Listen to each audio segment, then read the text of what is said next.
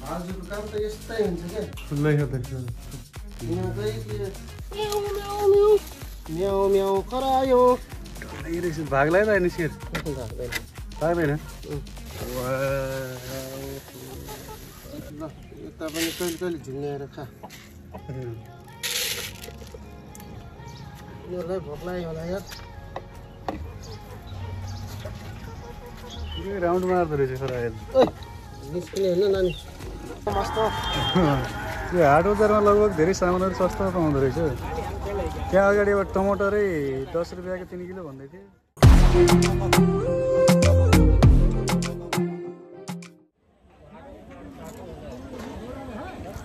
hello YouTube family फेरि पनि स्वागत छ हजुरहरूलाई अर्को नयाँ भिडियोमा आज चाहिँ हामीहरू यो पिपराको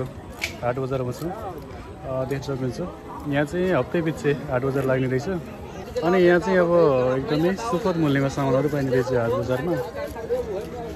बाहिर किन्न भन्दा पनि यो हाट बजारमा चाहिँ सामानहरू धेरै सस्तो रहेछ अनि हाम्रो दाइले चाहिँ यहाँ माछाको भिडियो बनाउँदै हुनुहुँदै होइन माछा उता फेरि माछा फोडिरहेको रहेछ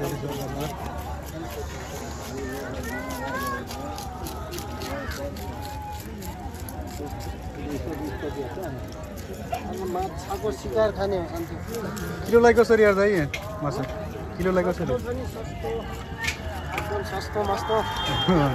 यो हाट बजारमा लगभग धेरै सामानहरू सस्ता पाउँदो रहेछ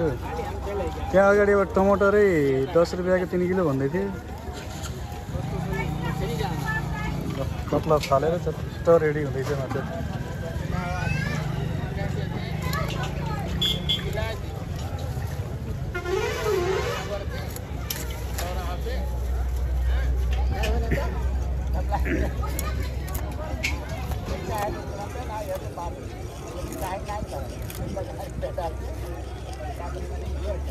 ठिक्क गरिदिनु है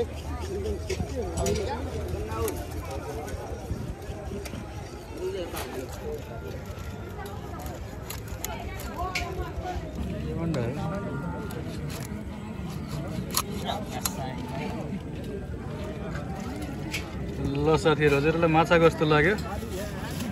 माछा एकदमै राम्रो सुपथ मूल्यमा पाउने रहेछ हजुरलाई पनि चाहियो भने आउनु सक्नुहुन्छ माछा लिनको लागि हाट बजार यहाँको ठाउँको चाहिँ के अरे खोज्दै एड्रेस पचेरा बजार हुन्छ हुन्छ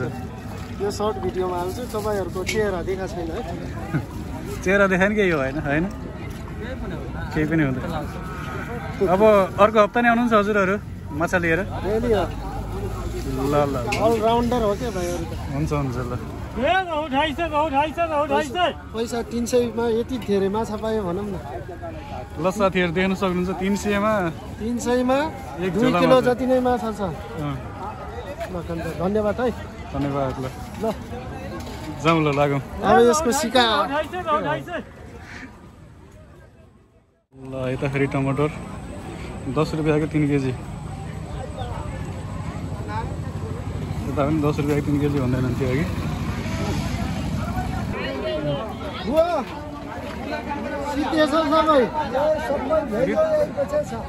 रित्तै भइसक्यो त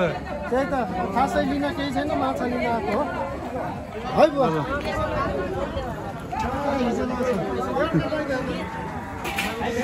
यता फेरि सब्जीहरू यता चिरा रहेछ फेरि सर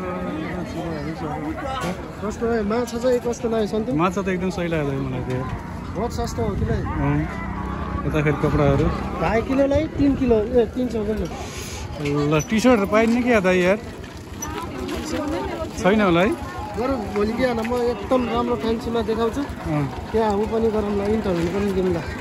उतै एउटा फ्यान्सीमा चाहिँ सस्तो यता चाहिँ फलफुल रहेछ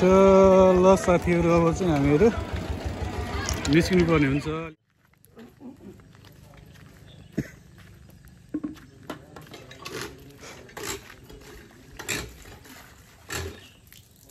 कस्तो सही देखिएको मौसम क्लियर ठ्याक्क देखिएको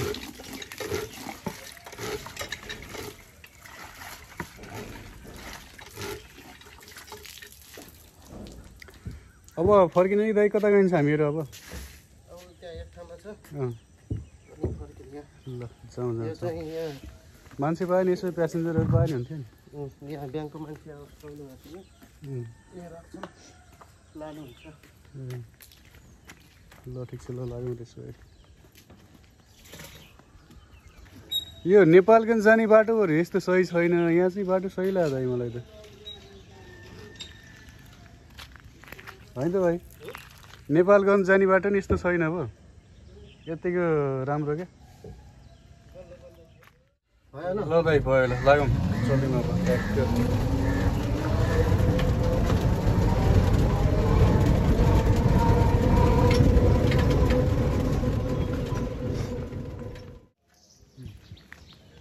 मौसी चाहिँ उता हजुर दाइ मौसी चाहिँ पाल्पा राम्रो बिहेमा जानुभएको छ त्यही भएर यो खरायोहरू छ कुखुरा छ ए भित्र यसो दाना दिनु पर्यो घरमा कोही पनि हुनुहुँदैन है चप्पल लगाएर अब गर्ने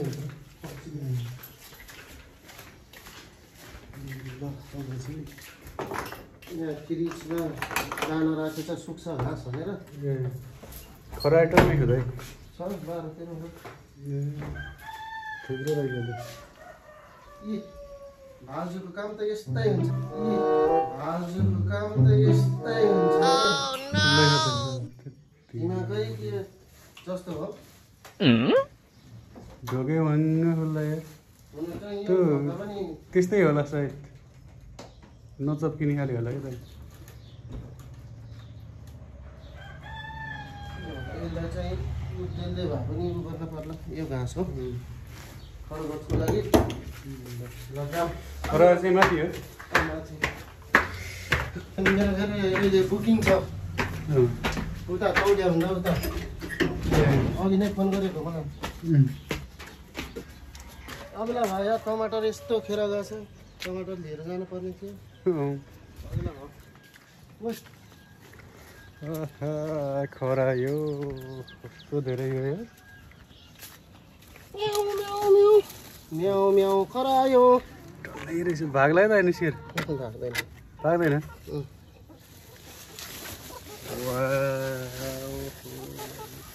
ल तिमीहरूको लागि दाना आयो दाना दाना दाना ए हेर त कति मजाले खान्छ नदेखिँदो रहेछ कि माथि अर्को लट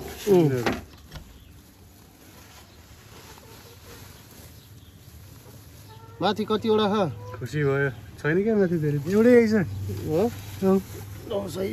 बगिरहेको यही मात्रै आइछ एउटा यति फेर राखिदिउँ कुखुरा रहेछ फेरि त यता राखेको कुखुरा हो नि त केही खा छैन यार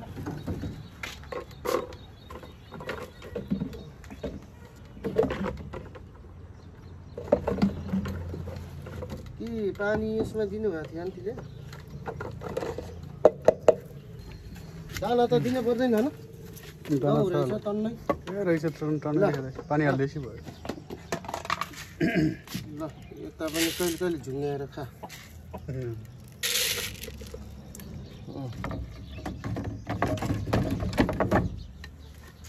बाबुको बिहा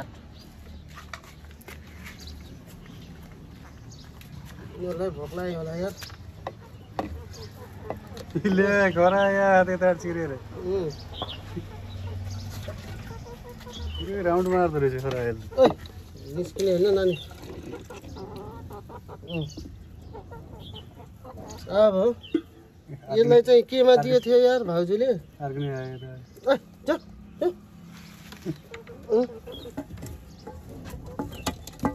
पखाउँछ यिनीहरूले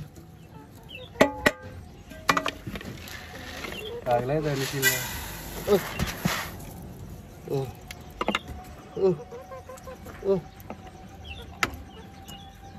चल जाऊ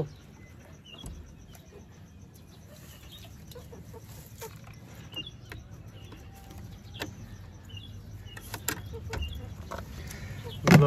भयो यता पनि मकै यस्तो दामी रहेछ त्यो सनसनै घुमाउने खाले मकै रहेछ कि यो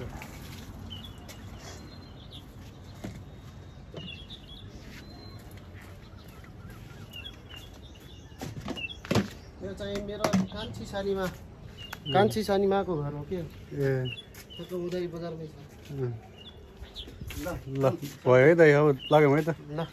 काम पनि भइगयो लगाइदिन्छु हुन्छ ल साथीहरू अब चाहिँ हामीहरू निस्किने क्रममा छौँ ल अब चाहिँ निस्क्यौँ अब